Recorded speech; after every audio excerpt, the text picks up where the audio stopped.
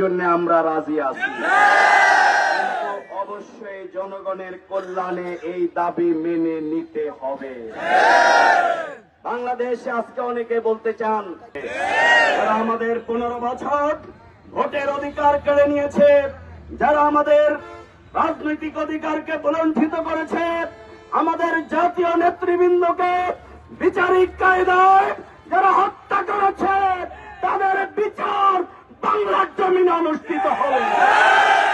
আজকের এই সময়ে এসে প্রমাণিত হয়েছে বাংলাদেশে সবার শাসন দেখা শেষ হয়েছে, কিন্তু শান্তির জন্য আল্লাহর আইন সৎ লোকের শাসনের কোনো বিকল্প নেই। সুতরাং বাংলাদেশের সমস্যা হচ্ছে দুটি, একটি হচ্ছে দুর্নীতি, আরেকটি হচ্ছে অপরাজনীতি। বাংলাদেশ জামাত ইসলামী, আমাদের আমির জামাত বলেছেন, আমরা জুলাই বিপ্লবে জীবন দিয়ে ফ্যাসিবাদের বিরুদ্ধে লড়াই করে আমরা বিজয় হয়েছি। আমাদের এবারের লড়াই হচ্ছে দুর্নীতির বিরুদ্ধে। সুতরাং আগামী দিনে যারা দুর্নীতি করবেন, দুর্নীতির প্রশিক্ষণ দেবেন, দুর্নীতি করার কৌশল শেখাবেন, তাদেরকে জনগণ প্রত্যাখ্যান করবে। আমরা বলতে চাই, আজকের ইউনূস সরকার সাহেবের নাম কি? অন্তর্বর্তীকালীন সরকার বলতে সংবিধানে কোনো শব্দ নেই, কি বলেন ঠিক না?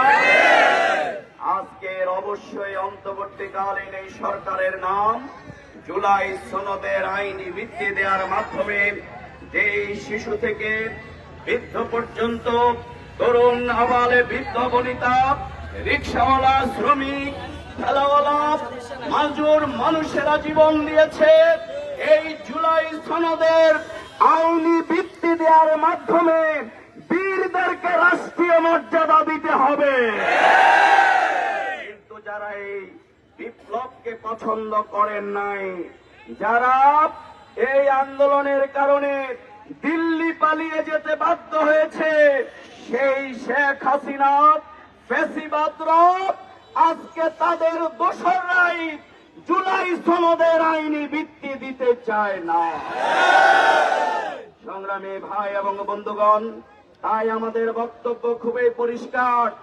অবশ্যই সেই কালো টাকা মুক্ত, চাঁদাবাজি মুক্ত, সেই ফ্যাসিবাদ, ফ্যাসি শক্তি মুক্ত সকল মানুষের ভোটের অধিকার যদি নিশ্চিত করতে হয়, তাহলে সর্বপর্যায়ের মানুষ, 71% মানুষ পিয়ারের পক্ষে তাদের রায় প্রদান করেছে। সংগ্রামী ভাইরা, অনেকেই বলেন পিয়ার নাকি তারা বুঝে না।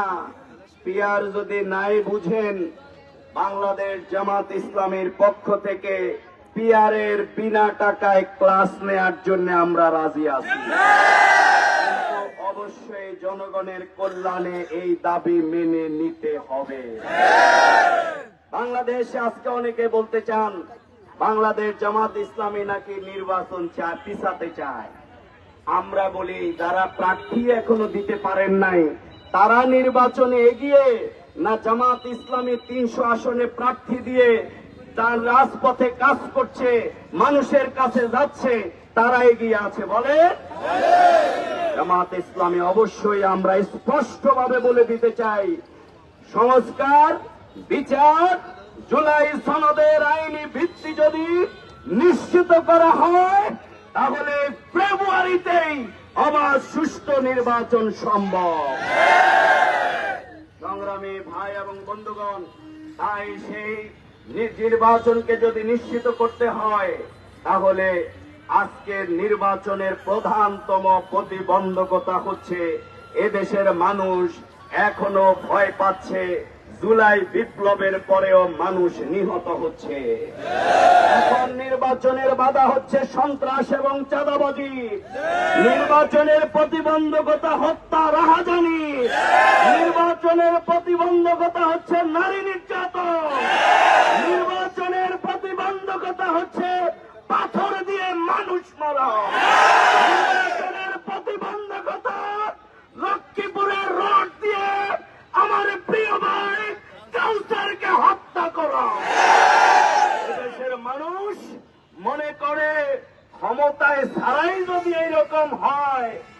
যদি ক্ষমতা পায় তাহলে কি রকম হবে। এই জন্যে অবশ্যই চাঁদাবাজি, সন্ত্রাস, জুলুম, হত্যা, রাহাজানি, নির্যাতন বন্ধ করতে হবে। আমরা সরকারকে জিজ্ঞাসা করতে চাই, সরকারের ক্যাপলা কিন্তু জনগণের দিকেই থাকতে হবে। আমাদের মুসলমানদের ক্যাপলা সেই বাইতুল্লাহ মুখী, আর সরকারের ক্যাপলা জনগণ মুখী থাকতে হবে। অন্য কোন দিকে ক্যাপলা নিলে জুলাই বিপ্লবীরা এই সরকারের বিরুদ্ধে আরেকটি গণ অভ্যুত্থান গড়ে তোলে। আজকে কেউ কেউ বলতে চাচ্ছেন যে এই জুলাই সনদ নাকি আগামী সরকার দেবে। আমি সেদিনও বলেছিলাম, যারা বলেন আগামী সরকার দেবে তারা সরকারে আসবেন তার গ্যারান্টি কোথায় পেয়েছেন? সুতরাং জুলাই সনদের আইনি ভিত্তি এখনই দিতে হবে, লেভেল প্লেইং ফিল্ড এখনই তৈরি করতে হবে। আর আপনারা জানেন আওয়ামী লীগ ফ্যাসিবাদ, আওয়ামী লীগ কোন রাজনৈতিক দলের নাম নয়। আওয়ামী লীগ মানে ফ্যাসিস্ট, আওয়ামী লীগ মানে হচ্ছে ব্রুটাল অ্যাক্টিভিটিস, আওয়ামী লীগ মানে হচ্ছে মানুষ পোড়ানো, খুনি, লম্পট, দুর্নীতিবাজ। সুতরাং আওয়ামী লীগ সহ 14 দলের বিচার অবশ্যই নিশ্চিত করতে হবে। যারা আমাদের 15 বছর ভোটের অধিকার কেড়ে নিয়েছে, যারা আমাদের রাজনৈতিক অধিকারকে বলণ্ঠিত করেছে, আমাদের জাতীয় নেতৃবৃন্দকে বিচারিক কায়দায় যারা হত্যা করেছে, তাদের বিচার বাংলার জমিনে অনুষ্ঠিত হবে। সংগ্রামী ভাই এবং বন্ধুগণ, আমি শেষ করতে চাই যে আপনারা জানেন বাংলাদেশ একটি সম্প্রীতির দেশ। সুতরাং আমাদের হিন্দু ভাইদের পুজো আছে, এই পুজোকে নিশ্চিহ্ন নিরাপত্তা দেওয়ার জন্য প্রশাসন কার্যকর ভূমিকা গ্রহণ করবে। এবং জুলাই বিপ্লব পরবর্তী আমরা কাঁধে কাঁধ রেখে, হাতে হাত রেখে আমরা কিন্তু মন্দির পাহারা দিয়েছিলাম।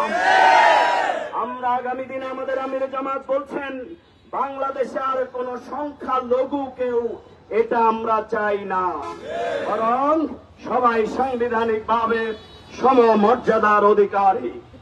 আর সাথে সাথে যদি আমাদের মসজিদ পাহারা দিতে না হয়, আগামী দিনে বাংলাদেশ জামাত ইসলামী সকল দল, ধর্ম, বর্ণ সবার অধিকারকে ইসলাম এমন সুরক্ষা দিয়েছে, মসজিদও পাহারা দিতে হবে না, মন্দিরও পাহারা দিতে হবে না। এরকম একটি শান্তিপ্রিয় সুশৃঙ্খল পরিবেশ আমরা নিশ্চিত করতে চাই।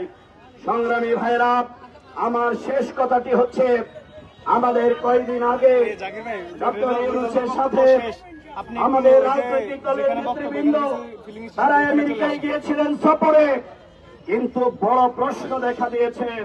ইউনূস সাহেব, আপনি রাষ্ট্রীয় প্রটোকলে নিরাপত্তার সাথে সম্মানের সাথে গিয়েছেন, আমাদের জুলাই বিপ্লবীরা কেন আক্রান্ত হয়েছে এইটা সরকারকে নিতে হবে।